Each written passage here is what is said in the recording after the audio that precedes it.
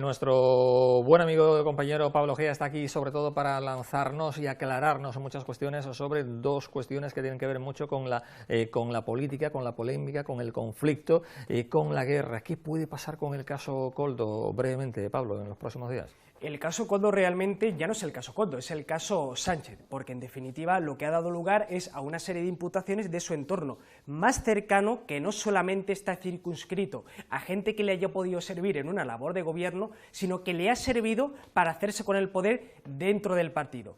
¿Cuál es el problema que va a haber ahora para el partido en sí? ¿Cómo se demuestre que ha sido beneficiario de todas esas mordidas en contratos públicos como persona jurídica? Porque entonces ya ahí el partido político no va a poder desligarse del líder.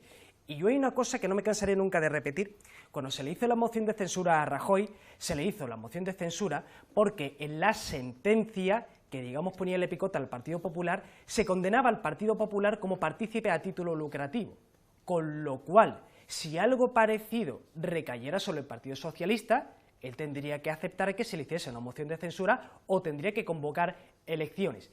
¿Cuándo realmente creo que el caso Koldo va a empezar a dar unos coletazos que pongan en la picota realmente a Pedro Sánchez?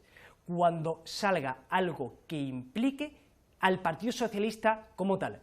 Porque siempre que eso implique a una persona individual, a una serie de grupos individuales, el partido puede eliminar a esos grupos, puede eliminar a esa gente, puede echarlos y decir, bueno, nos regeneramos, ¿no? Pero como afecta al propio partido, eso va a ser un problema, porque va a obligar a sus compañeros de viaje a tener que tomar la decisión de si apoyarle o no apoyarle. Y como decían romper con él, no va a poder armar una mayoría. Por eso se va a ver obligado a convocar elecciones. Sí. Aún así... Convocar elecciones, porque también se está barajando la posibilidad de que Pedro Sánchez cediese el testigo a se baraja el nombre de María Jesús Montero, Salvador Illa, incluso Félix Bolaños. Esto... ¿Alguien se cree realmente que Pedro Sánchez, después de todo lo que ha hecho, le va a hacer el testigo a alguien? Yo creo que no. Yo creo que este hombre va a tratar todo lo posible de aguantar hasta el final. Ahora, aquí hay un cálculo político.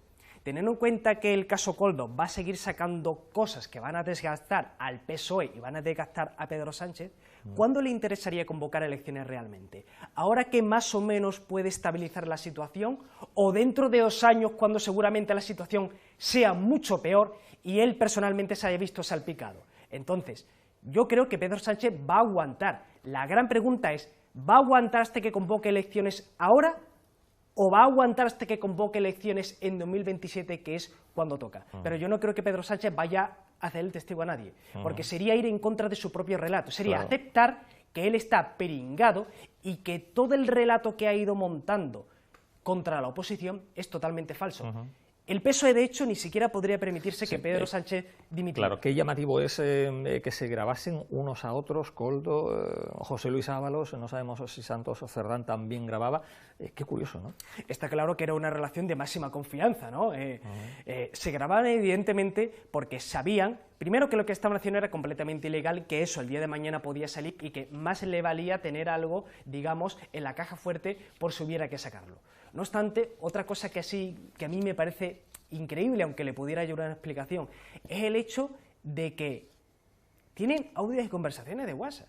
Es decir, si estás tratando ese tipo de cosas, uno lo trata verbalmente, pero no lo deja en una aplicación. Creo que en el fondo es que se sentían tan sumamente invulnerables, tan protegidos por el poder, que jamás pensaron que el día de mañana esto podía salir a la luz.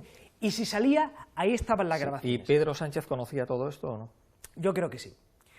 A ver, si resulta atractivo decir que Pedro Sánchez también trincó, que Pedro Sánchez fue beneficiario, yo no lo sé. Yo lo que creo que lo suyo fue culpa invigilando. Es decir, que él debía de tener conocimiento cercano o lejano de lo que sucedía, pero que mientras estos colaboradores siguieran siendo gente útil, no les iba a cortar la cabeza.